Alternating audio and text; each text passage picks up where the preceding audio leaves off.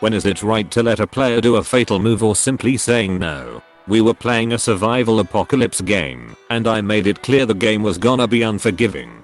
I had players roll up characters, and said I'd let them do any character if they could BS a good enough backstory. A player decided his awesome story is a mutant talking dog. Nothing special, just a dog that talks. I explained this might go badly in a gunfight. He replied nah, it will be okay, I'll just dodge and give myself high AC. So we did a quick scene to test his idea out.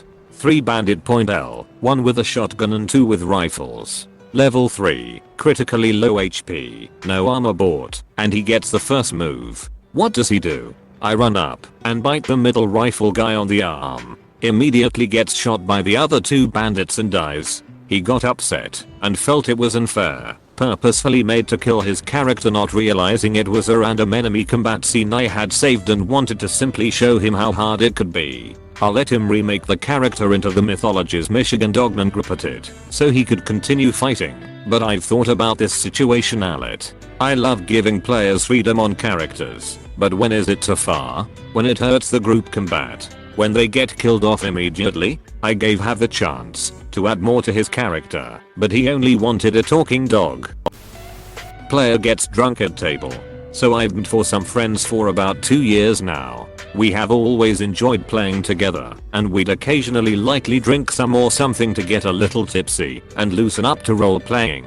We've never had any problems. Well, for context, we have just finished COS and started a new campaign that I've been working on for the past few months. I politely asked all of my players to not drink on this first session due to the fact that this campaign was gonna be a mystery and you'd probably need a clear head for it. They all agreed. Now when the problem player arrives, he comes bringing in 4 bottles of wine. I remind him that it's better to be sober for this session and he says he'll take it easy. 4 empty bottles later, he is absolutely fucked at the table and is barely playing. One of my other players gets pissed and leaves, and soon everyone else does as well.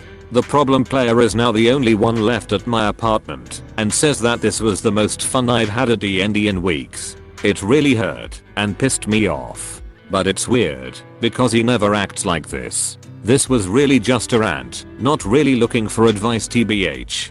Edit. I've heard what everyone has said, and I agree that he's probably going through some hard times. I didn't see that at first due to being frustrated, but I will try and talk to him to make sure everything is alright.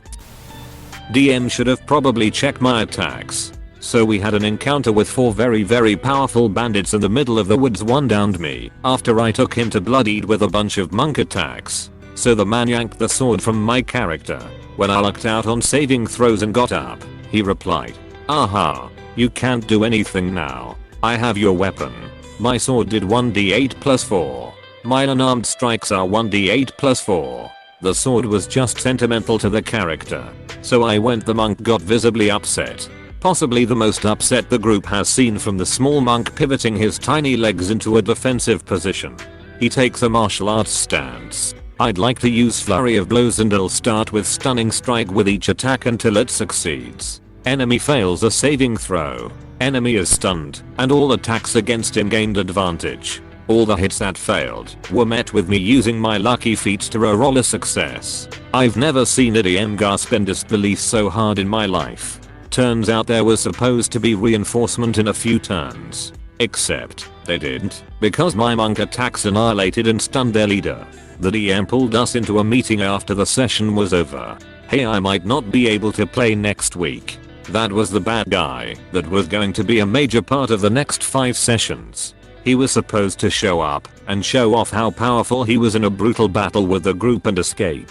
He wasn't expecting immediate step of the wind use in move 1, flurry of blows, and stunning strikes to change that. The campaign group was quietly dissolved. We stayed friends and still laugh about it sometimes.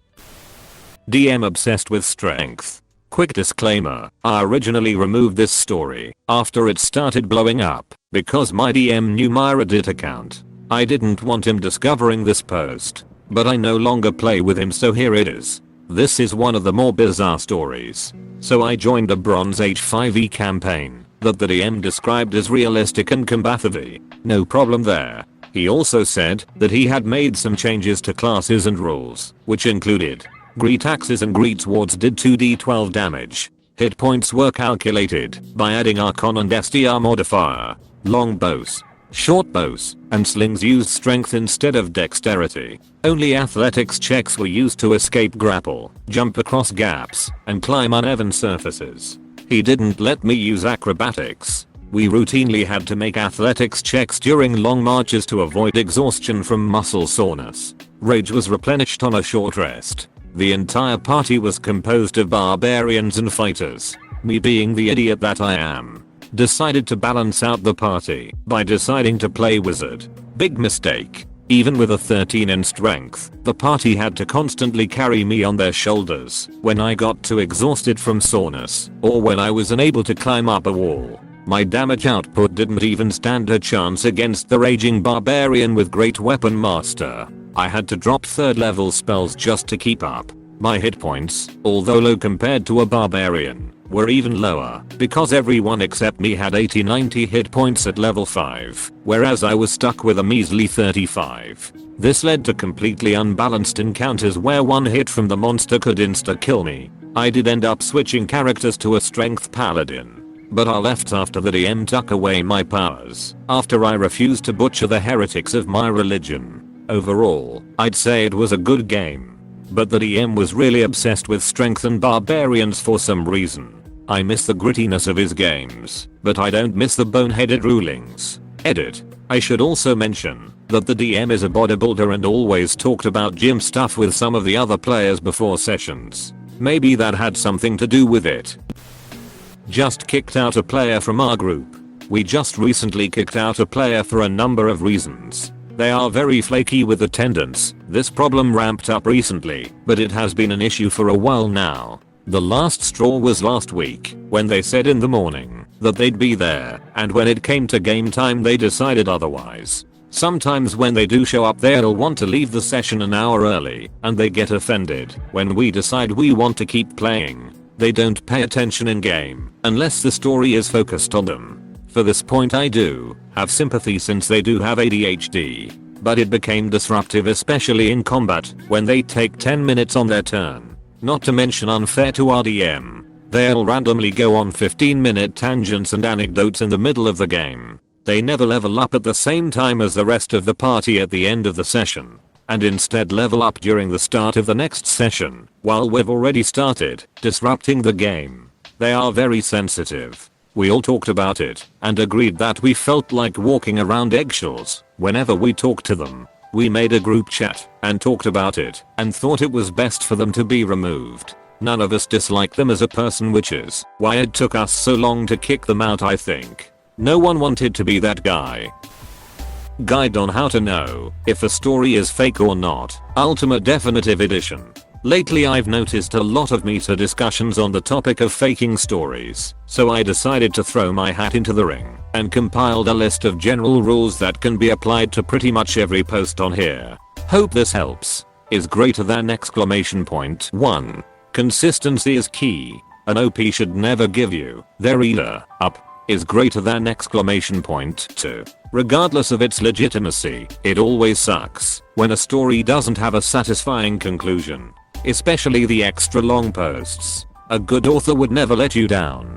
Is greater than exclamation point 3. Isn't it weird how some ops refuse to acknowledge any sort of criticism, but you can see that they are active on other subreddits? It's pretty telling. If they run around and desert you like that, they're probably hiding something. Exclamation point 4. This is r/Rupger or store is not r/sad. The goal shouldn't be to make you cry. Is greater than exclamation point 5. It's a bit of a personal gripe, but never say goodbye at the end of your posts. Not only is it unnecessarily dramatic, but we all know you're going to be back in a month or two. Exclamation point 6. Don't let the OP bully you. Telling lies is one thing, but if they are trying to hurt you in some way, then you should definitely speak up. And yeah, that's it. I just wanted to tell you guys how I'm feeling and hopefully make you understand my point of view. That time my party skipped all boss fights because of a simple oversight. So For a mini campaign about 4 sessions long, the main thread sat on top of a 10-story tower. Every floor had a boss in it, with their own theme and everything. Took quite a while to homebrew everything. Fun stuff. But then the party casted a simple spell on the entire party, invisibility. Kinda forgetting this spell even existed. None of the bosses could handle it. So yeah, they made the entire group invisible and sneaked their way to the top. Had them roll stealth on every floor vs the passive perception of all the bosses, and only one succeeded. However, a great performance check made it look like a voice in his head, so even that they managed to skip. Now I could have just punished them by giving some of the enemies true sight retroactively, but figured that punishing the players for being creative made no sense. TL. Doctor, I create an epic sequence of boss fights, party skips them via invisibility. Bit more light-hearted than most stories here, but if you ever met, you probably can imagine my pain. DM gave us anti-magic crystals. Originally he thought that it would be something so hard to use and so damaging to keep around that he assumed the problem would solve itself. He explained lead line boxes would protect the group from getting affected by it and told us where to buy them and how the church lined its walls with cheap lead. Except there was an issue. I asked if it affected monks and Kai point abilities and said no immediate. So, my first thought was sweet. I can put this in my sword and beat up magic users that normally would kick my ass. And I was gonna lead line around the gen so I could turn on and off its effects. Suddenly my DM's response went to, oh, that shop is out of lead. Yeah, the church won't let you use their outside lead. Lead is actually one of the rarest things in my game. So, I carried it in my hand and simply stayed far away from other players so I can keep it and keep the other players safe as well. We ended up having this big fight with a warlock later on. He got bloodied and began to make his escape. Except, there was an issue. One speedy monk later, he was in range of the anti-magic crystal and completely subdued from making his portal, with him running straight to his exit and faceplanting a wall. He ended up interrogated, all his cool magic items looted and him thrown out from the town terrorized by him. The DM then ended the session and said we did an amazing job. Once we returned to the game a week later, we ended up against another magic user, except he could portal away using paintings. We played off as being friends and got him to take us into a secluded room that was only accessed through paintings. The idea was for us to go in and lock him in place by disabling the portals with the anti-magic crystal. But the fact I could use the portals with the group, I went to use it and the DM smiles and goes, well, you didn't specify you put it in your inventory, only THST you're holding it, do a roll for me. Oh damn. Since it wasn't in your inventory, your character set it down when you got into the new battle and completely forgot. Can't go back now, the crystal was lost. The Good Necromancer. This one's pretty mild, but I find it humorous. I'm the DM running an online homebrew campaign in a third-party 5th edition setting. The campaign was maybe 4 or 5 sessions in. I recruited a new player and was going through character creation with him about an hour before the game. He gave me the basic concept of a good aligned necromancer, which I thought was great. I briefed him on the basics of what had been going on and some of the lore of the setting. That session the players were helping authorities infiltrate and take over a fortified prison run by a group of rogue knights. The players run into this necromancer as he's also infiltrating the prison on a similar mission. New necromancer steps out and reveals his character art, which I'm seeing for the first time, and it's this super cringy, monstrously mutated human. I smirk to myself, but continue on. It's just art, and maybe this is a don't judge a book by its cover situation. So we have a scary looking, but good aligned necromancer. Well, the group continues on and eventually liberates all the prisoners by defeating the warden and a few guards. When the battle was decided, the remaining prison guards / knights all drop their weapons, and I pause initiative. We start ripping things when the good necromancer says I cast a spell at the guard who hit me earlier. Okay. So much for that good alignment, but player agency and all, so I'll let the guy cast chromatic orb, and he misses. So I allow the guard to pick up his sword and lunge at the necromancer.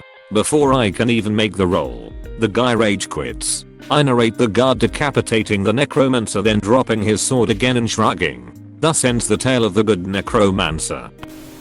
What's in a name? A villain by any other name would smell as foul. This is really minor horror, all told. Noon was hurt, Noon left the game, and if you're going to accidentally name a character what he did, well, could definitely be a worse choice of character. So, playing a game with a longtime friend and fellow player, now first time DM, and it's fun.